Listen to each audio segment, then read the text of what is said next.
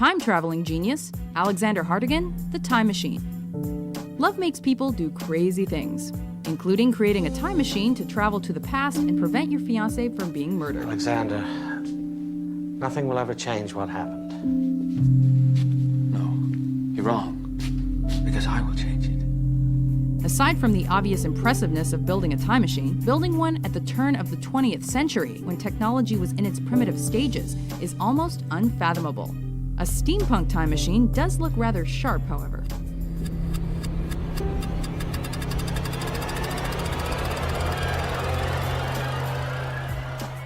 Number 7. Literary genius, Jamal Wallace, Finding Forrester. There is genius in defying expectations. Don't say nothing about them test scores to nobody, all right?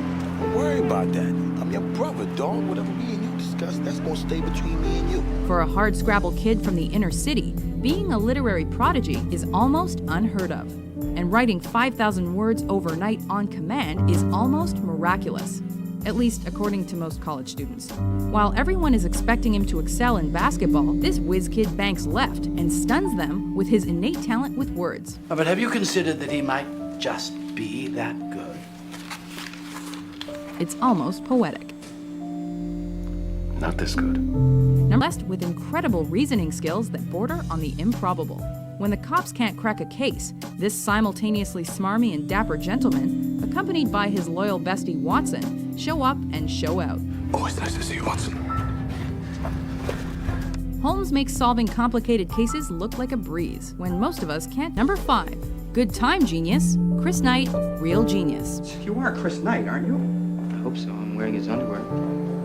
It's a joke! I get it! Funny! A true sign of genius is destroying someone's house using only popcorn and a high-powered laser. Popcorn.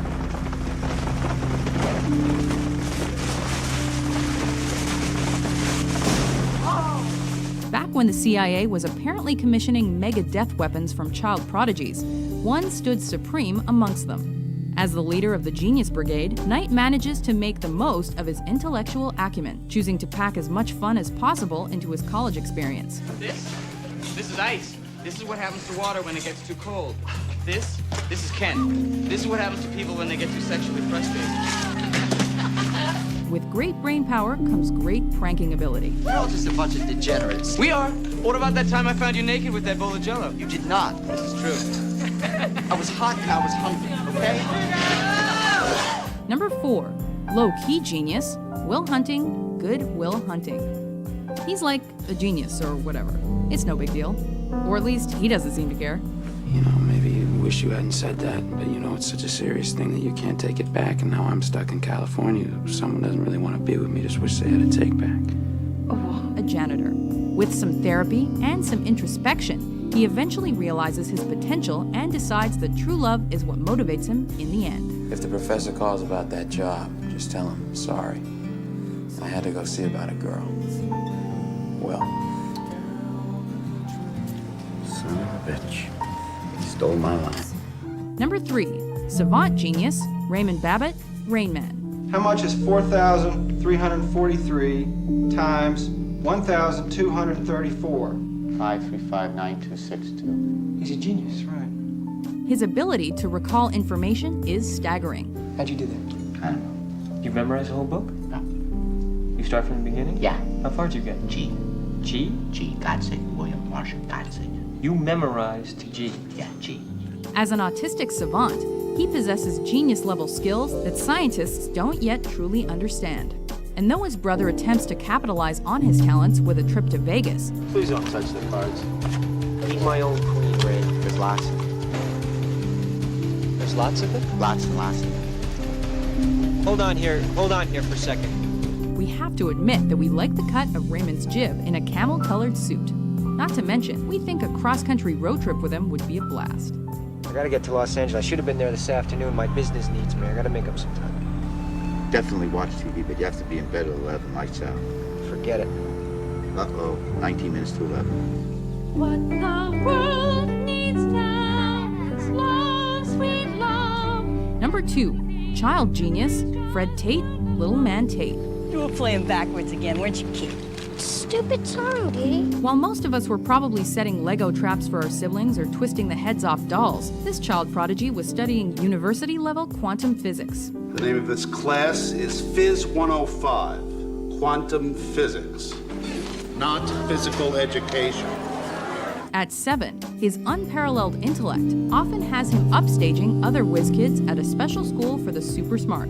He eventually learns how to reconcile being a genius with being a little boy. And incredible as it sounds, when I turned 8, I had the best birthday party ever. We just hate to go up against him in a spelling bee. Before we unveil our top pick, here are a few honorable mentions. First principles, Clarice.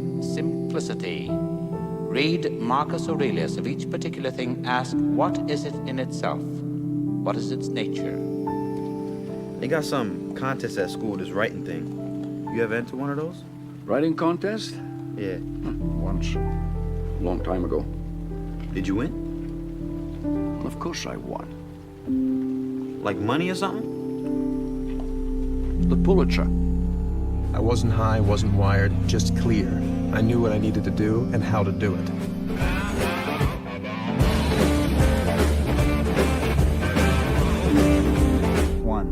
Mathematics is the language of nature. Number 1, tortured mathematical genius, Max Cohen, pi. 2, everything around us can be represented and understood through numbers. Being a walking supercomputer can be a little intense at times. In fact, it can be such a hassle that you're compelled to take a drill to your skull.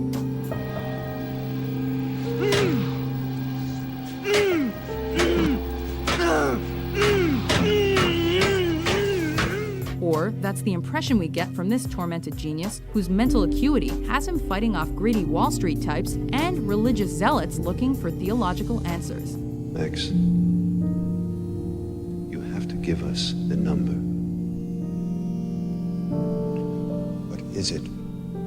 Who knew math could be so life-threatening? 1510.